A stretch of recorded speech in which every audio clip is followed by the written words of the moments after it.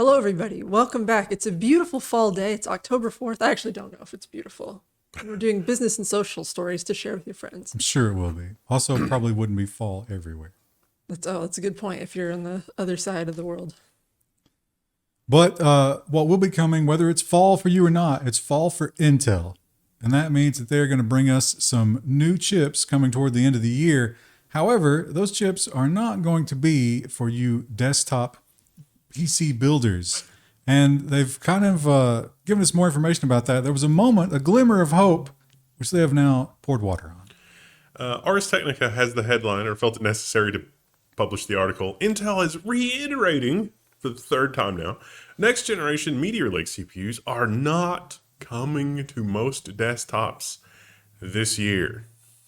Now, they did kind of walk this back a little bit, and people were like, oh, wait, look, this woman made this quote about the desktops. Those are just the soldered into place mass builder desktops. You cannot use them for your own purposes. I mean, you could if you get your hands on one, but it's not what you want to buy. Think like the small form factor machines that we review, where it's a juiced up, souped up laptop chip in a small package. Stuff like that, maybe, but not what you think. And the big hype is all about chip fabs. We got to build them. We got to have the lithography. Who gets it first? Looks like it's going to be this guy. Intel hails landmark as high-volume EUV production begins at an Irish plant. So Ireland, the crown jewel of the European Union, with all of their high-tech and fab and everything else. Congratulations, Ireland. Definitely part of the United Kingdom, not the European Union. Oh, yeah, right. Someone will correct us either way. Yeah. The crown jewel of Europe, in not a union. It's an emerald because it's green there. Yeah. Well, Meta also had their big thing where they showed off all their garbage. And we've learned that some new stuff is coming. Meta Connect 2023. Everything you need to know about Quest 3 VR, Ray-Ban smart glasses, and Meta AI. So remember the Instagram glasses? They're back for $300. And most of that we have individual stories about. So first, let's look about this privacy nightmare that's coming your way. Meta's smart glasses can take calls, play music, and live stream from your face. But you can also ask it what you're looking at. What am I looking at? You're looking at the Eiffel Tower. Thank you, smart glasses. I'm confused about this because they mentioned the main thing they were imagining for it would be if you're streaming yourself cooking or something, but would you wear sunglasses indoors? Yes. I guess. They had their demo was doing racing go-karts or something. Again, if that's it's not always an indoor activity, but sometimes it is. Would you wear sunglasses inside? Depends on how cool you are. It was very weird though, because they were streaming in the demo. They were streaming from a phone, which is, the portrait video orientation. And then when he switched to his glasses, it was still the portrait orientation. It's weird. I think I must have left the other one for the social media section. That was an oversight. We'll see. Missort. Yeah, the metaverse is actually looking pretty good.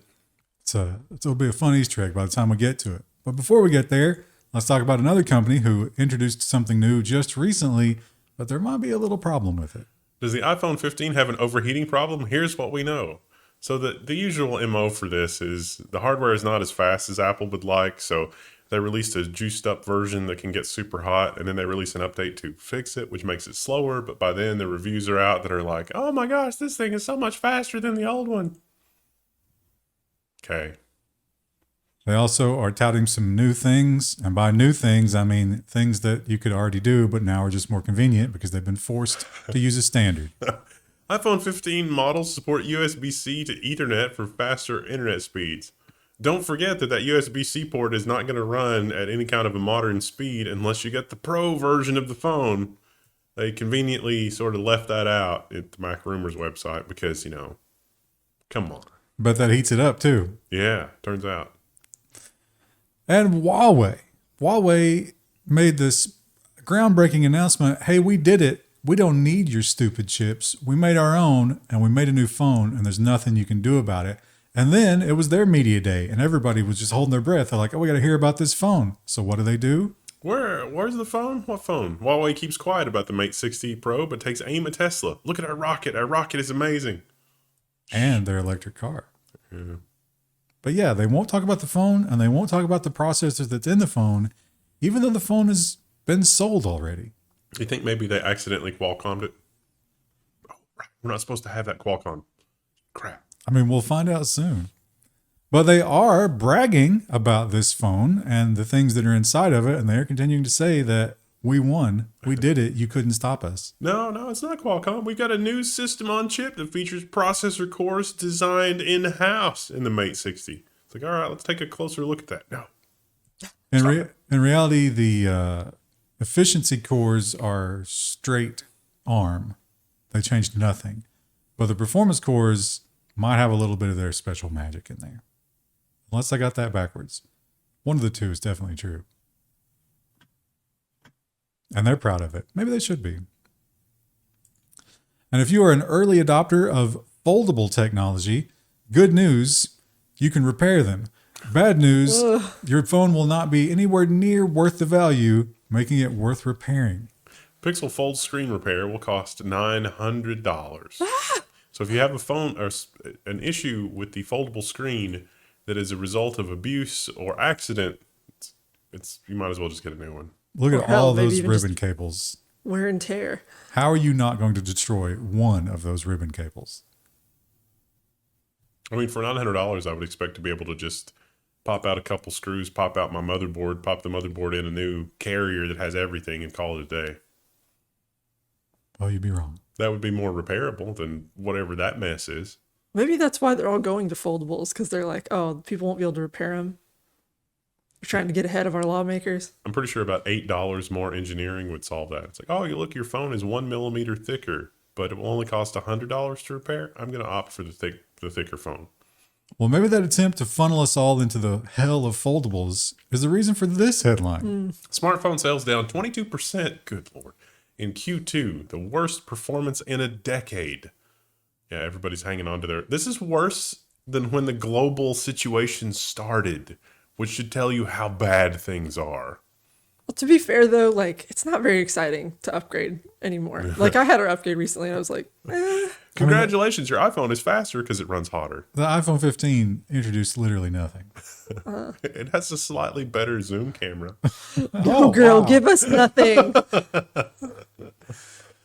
Now, on the other hand, here is a piece of hardware that is legitimately upgraded, and a lot of people are going to want this because it's very cool. Introducing the Raspberry Pi 5, which if you look closely at the press photos, there's stuff on the silk screen that says, yay, Raspberry Pi 2022. And it's like, did they mean for this to come out like 2 years ago? It's massively upgraded. The performance is hugely uplifted. It's got slightly better performance than the Orange Pi. So this is more than like 2x the performance for most things. It also has a real PCIe 2.0 by 1 slot in addition to USB 3 and everything else. So there's lots of PCIe connectivity compared to what they were. And talk about the real thing that you want to be hyped about on the feature list. It's got a power Ooh, button. that power button. Ooh. Power button, real-time clock, so much stuff. If it's not a long press power button, then it is an improvement on every other device that we use. Hate that. And the battery revolution, of course, we hear about it every week. There's a new thing that's going to change our entire lives, and we're going to ride into the green sunset with all this battery power. Ford is experiencing some issues. Ford is pausing construction of its Marshall EV battery plant. And they sort of announced that they were pausing it in sort of the worst possible way. It's like, oh, there's striking people and just all this other stuff in the auto industry. And so Ford's like, all right, we're out. Yikes. And this is another fun non-news website. But I can't disagree with any of this. And this is a cautionary tale of putting all of your stuff on the cloud or trusting an ecosystem that you don't control. The Philips Hue ecosystem is collapsing into stupidity is the headline. But I want to amplify this because Philips Hue, we have some Philips Hue bulbs here. We use it for some of our colored lighting. They're not awful. They're LED bulbs that have so far lasted a long time. The worst feature of them historically had been that for high-speed photography or a high frame rate, they flicker a little bit because they should have gone with a higher flicker, like the design. They should have gone with a higher flicker rate, which is annoying. But now, retroactively, Philips is changing how you interact with the bulbs. See, it used to be that you had their little bridge and you could get an app and you just got the app and it would find the bridge and you control your light bulbs. You don't have to be signed in. It was very simple. It was very clean. Now it's going to force you to sign in. Now it's going to force you to share telemetry. Now it's going to force you to update the app and then update the software that's on the hub, removing functionality that's already there because this is what Philips has decided is their new business model. Can you imagine if you had a light switch that just one day decided, oh, you need an account to use the light switch? Well, that's what it is. Ugh. It's truly the darkest timeline. And Philips doesn't, like, a lot of people are complaining about it. They don't care. They got their money. Yeah. I mean, this is literally, imagine buying a device and then they change the terms of how you use and enjoy your device. How is this not illegal? Well, it's a bad idea to trust the cloud with anything, and not just when it comes to your appliances in your home, but also your entertainment and your media. And Netflix is not the answer. In the past, there was a sort of middle area with Netflix, but those days are over. Netflix prepares to send its final red envelope. RIP. I didn't know they were still running this program. Netflix started by mailing DVDs, but that was never the long-term plan. In fact, this story is a little bit older, but as of the recording time today, it's done. The last one has gone out. I remember my aunt and uncle were like early adopters of Netflix, and they're like, we just go to the website and we just rent DVDs through it. And I was like, that's crazy. Who would do that? Now everyone does it. They pointed out one of the last women working in the fulfillment center started out, her job was to open 600 DVD packages per hour. Wow. Oh, And they eventually got a robot to do it and moved her up to management. at least they kept her and didn't just like, all right, see ya. And the big argument about the Google as the default search engine, that was the big argument in the government this week. And we learned something interesting about Bing and Bing's place in that relationship, which is not the one that they want to be. Apple profits more from Bing existing than Bing does, claims Microsoft exec. His point was that Microsoft doesn't make any money on Bing yet, but because Bing exists, it's used as a negotiating prop by Apple in the whole Apple Google default search engine thing. Like, Microsoft has negotiated with Apple to put Bing on Apple devices, but it seems like this Microsoft exec feels that was a bad faith negotiation, that Apple would then just take that and go to Google and say, hey, we could go with Bing unless you give us more money, which then in turn Google gives them more money. That's sad. And Apple definitely does insanely cutthroat things like that, because we saw that Apple does insanely cutthroat things like that with Qualcomm and 5G modems and Intel. But according to that guy's testimony, they love Google. They negotiate and then they just spend the weekend fishing and hanging out together because they're such great pals. Definitely not a monopoly. And Reddit, they are still, they're in the doghouse, but people... They're circling the drain. I don't think they are, every because week. people are still there. Yeah. What are you doing? Stop it. And because they got away with one major breach of your trust, they thought, hey, let's just keep going. Reddit is removing the ability to opt out of ad personalization based on your activity on the platform. So Reddit is going to use your activity on the platform to serve you ads, which means they have to track and store it. It makes no sense though, because like they have subreddits. Have the advertisers advertise on the subreddits. You don't need to give away user data. But that takes the value away. Then they can't sell the targeted ads to the By auction user. system. Yeah, I guess. So you can still control some of it, but for the most part, they're consolidating these or taking them away entirely. You cannot opt out. You will be part of the product as you have always been. You had to go in there and distinctly turn those off. So if you didn't, this won't affect you at all. It'll be like it always was. But you should check those out. Actually, you should stop using Reddit. Good luck finding certain niche topics, but forum.level1text.com. Well, good luck finding a company who's handled a situation like this worse than Reddit. Oh, wait. We immediately got another one.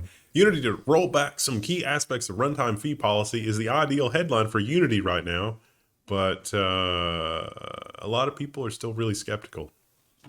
So they've lowered the threshold. You won't get hit with the runtime fees unless you make $1 million, I think. Some of the more draconian things have been softened, not revoked.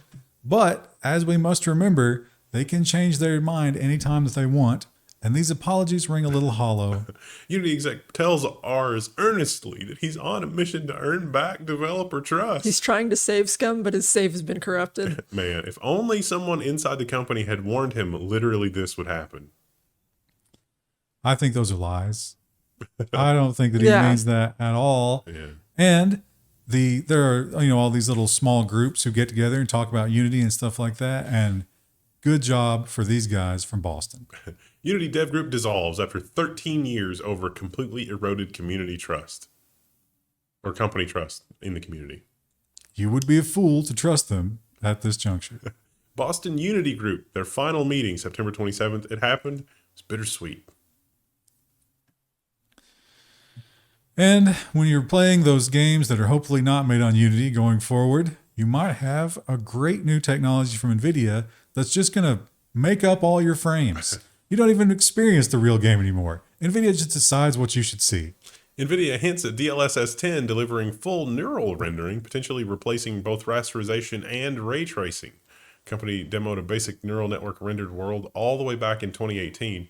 I think this is a fluff piece that comes out on the heels of AMD releasing FSR 3 just to say, look, we can do this, and then we don't have to compute the rays or do rasterization. We can give you a potato class GPU that has a speck of silicon in it, and it runs just as well. Imaginary frames for our imaginary relationships in these imaginary worlds. So it doesn't have to render the game at all. All it does is it targets the gland in your brain that gives you pleasure. Uses your Neuralink. Yeah, and then just boop, and you don't even have to play the game. You just get the endorphins. What's not to love? It's the joy wire. That just shows you ads the entire time. Oh man, what an amazing gaming session. Would you like some Doritos? Wow, where did that come from? I gotta Yeah, get I some Doritos. would. I'm dying for them. Well, it turns out I did missort the meta stories. Rip. Tragic. But yeah, this is, if you're buying one of those expensive new headsets, good news. You can use the cloud gaming based on what we've just told you. You shouldn't do that, but I do it. I'm wrong. Xbox Cloud Gaming is coming to Meta Quest 3 in December. Okay. I did watch the Metaverse interview with Zuckerberg on the Lex Friedman thing, and it was shockingly good, especially compared to like the old Metaverse footage. I don't know what to think. This is his redemption arc. First, he threatens to fight Elon Musk, and now he's like actually trying to make the metaverse interesting. We'll see. Well, when it comes to sports gaming, we're not big fans of that here, but it is very, very Yay, popular. sports. And one question you might have if you're outside the realm of these sports games is you say, well, they release one of these every year, right? So if I was a budget conscious gamer, what would stop me from just buying the one from the previous year that's almost identical to the new one coming out, except for the names on the back of their shirts? Couldn't I just do that? And they have an answer for you. As the EA Sports FC era dawns, FIFA 23 is removed from digital platforms.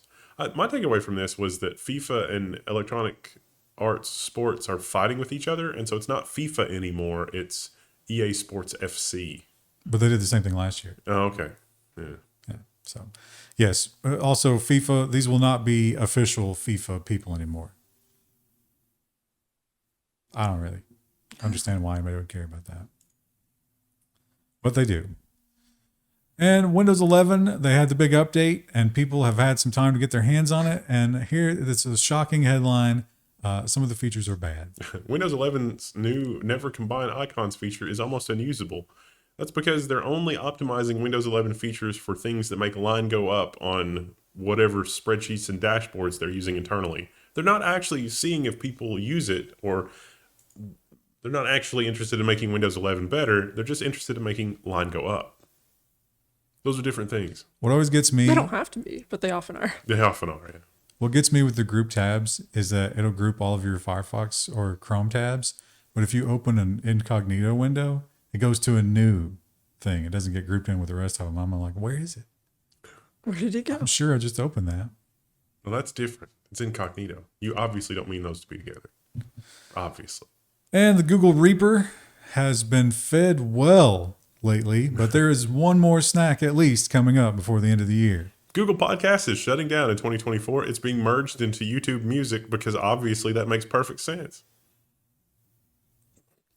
Somebody was just screaming at me. I'm sorry. Ryan, did you say you use YouTube Music or do you use Spotify now?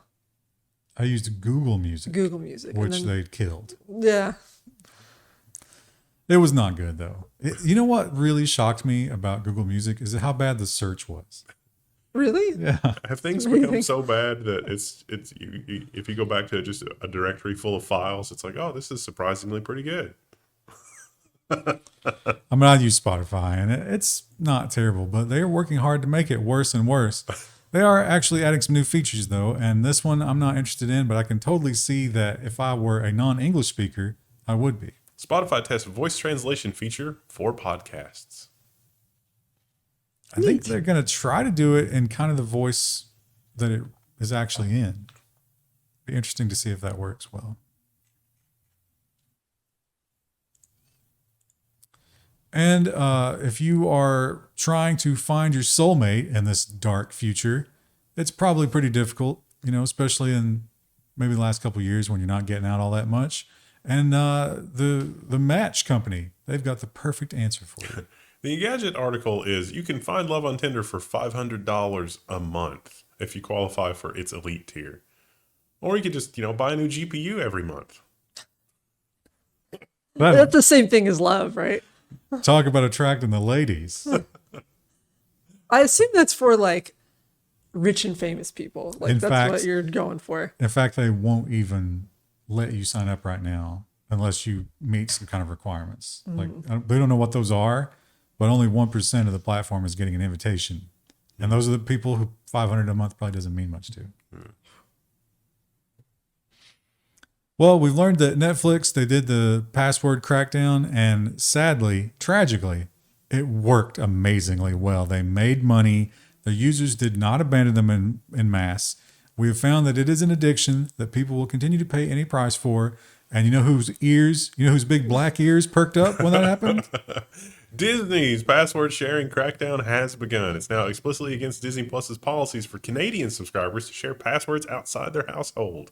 Never got Disney Plus, so this doesn't really affect me, but which means that is going to be everywhere soon, not just Canada. Didn't you get Disney Plus for your parents? Oh yeah. And I guess we do technically password share. Yeah. Like once a year I'll look at it, but I don't really care. They can keep it. And bad news over at Epic Games. They have said that, hey, those mountains of money that we just kept shoveling out year after year after year? We're starting to notice it a little bit. Epic Games is reportedly laying off around 900 employees. They updated it to confirm it's only 830. Totally different. Now, they were quick to point out, hey, guys, Fortnite is still growing. Fortnite is still the best thing ever. Don't think that we're not getting huge sums of money from Fortnite. But they claim because they're sharing that money with the creators now, they're not keeping any of it. So they're poor. I don't know if I believe that one. And the war on crypto is, we saw what the NFTs were happening. The crypto world is down and out, and now's the time to kick them. JPMorgan's UK bank chase to ban crypto transactions. Well, they've shadow banned it here in the US. They'll just turn your account off and be like, sorry. Oops. So I guess that's illegal in the UK, and I actually have to tell you why. I guess that's my takeaway for the difference here. I don't even include all the scams and thefts. And there's just headline after headline after headline. People getting ripped off with crypto. Yeah. There just is no security. Now, Meta, they are not immune to the whole return to office thing. They still have way too much office space after all of the events of the recent years, and it's going to cost them quite a penny to abandon them. Meta pays developer £149 million to break lease on London office building. Because nobody wants to return to office, I guess. And nobody needs that office space. So actually the realtors, the real estate company that owns that, they said, yeah, this is actually going to be terrible for us. Even though we're getting $149 million right now, this is awful for us. We hate this. Oh, they don't have anybody else to rent it to who wants it. And Facebook, if you will recall, got into a little spot of trouble by targeting people for advertising based on things that you really shouldn't be targeting people about, like, race or gender or income or whether or not you're menstruating. And now that's coming back to haunt them a bit. Facebook can be sued over biased ad algorithms, says court.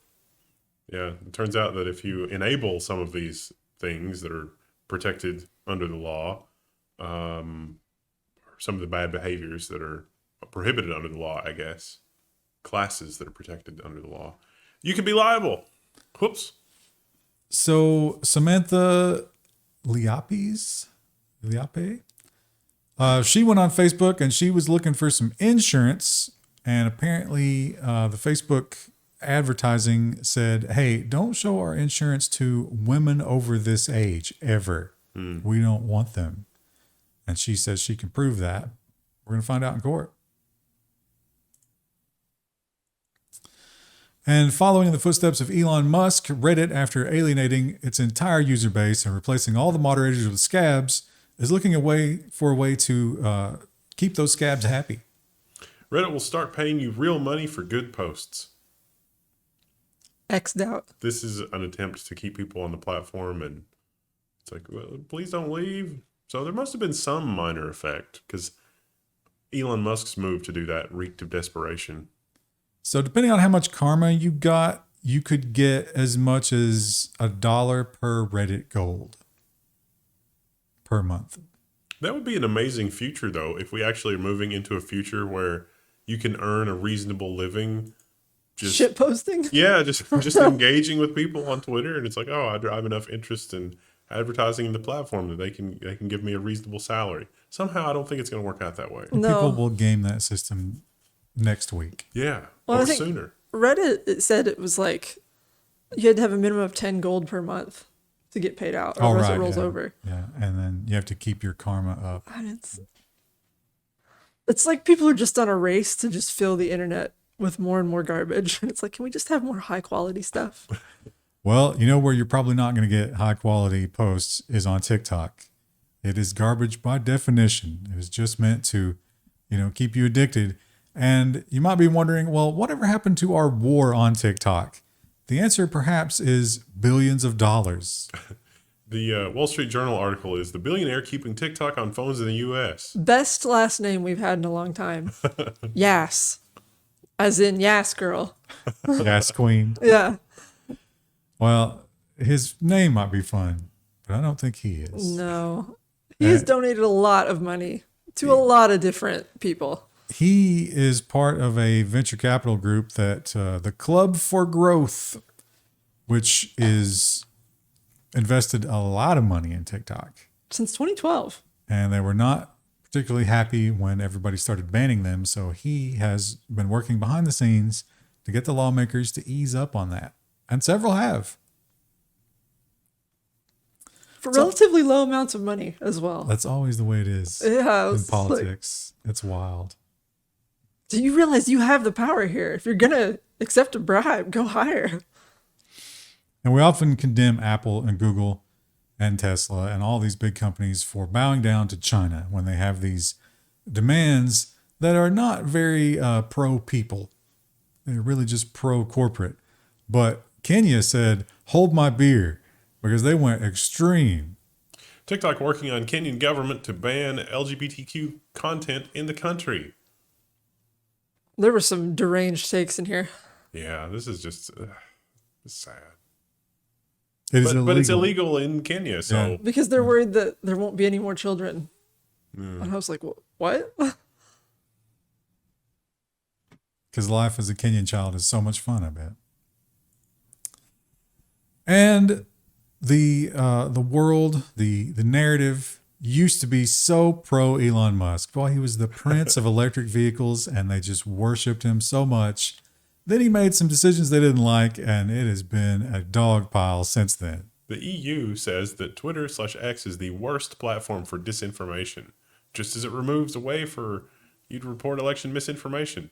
But this story itself has been repeated almost word for word, literally everywhere. So it's like, I think more importantly is that the Twitter added the community annotations. And oh boy, do they not like the community annotations, because that lets them be called out on their crap. Not that Twitter is a bastion of free speech necessarily. I feel like Twitter's gotten worse in terms of like knowing what to show you. I think that is worse, but I like that you can have community annotations on ads. That's amazing because the ad is like, here's this misleading thing, and it's like community annotation. It's like, well, that's not really true. But I don't want a social media company to decide what to show me. Yeah, I want to decide. it doesn't seem like the annotations thing is a bad way to deal with that, because somebody could say something inflammatory, and then the annotations is like, well, some other people are saying this, and it's like, okay. Yeah, whenever something comes up, instead of being like, that must be banned and we must destroy it, you can actually discuss it and like get various arguments and decide for yourself. Many years ago, all the news sites had comments, and I love to read them because they give you like different views like that. But now nowhere allows comments, and social media is just like a toilet. It gets worse and worse every year. Sometimes there are very well written comments that are just, /r/confidently incorrect, and it takes a long. It's like, well, this is really well written and really well reasoned, and this seems reasonable, but this is actually just not even a good faith argument. But see, that is the end result of Reddit paying you for gold. Yeah. There are a lot of people who will just go for volume. Yeah. And there's no quality. It's amazing. Maybe we should all just log off. Except for YouTube. Fun times. Stay on YouTube for our uninformed takes. Or Patreon or Flowplane. Anyway, we'll see you guys on Friday. Bye.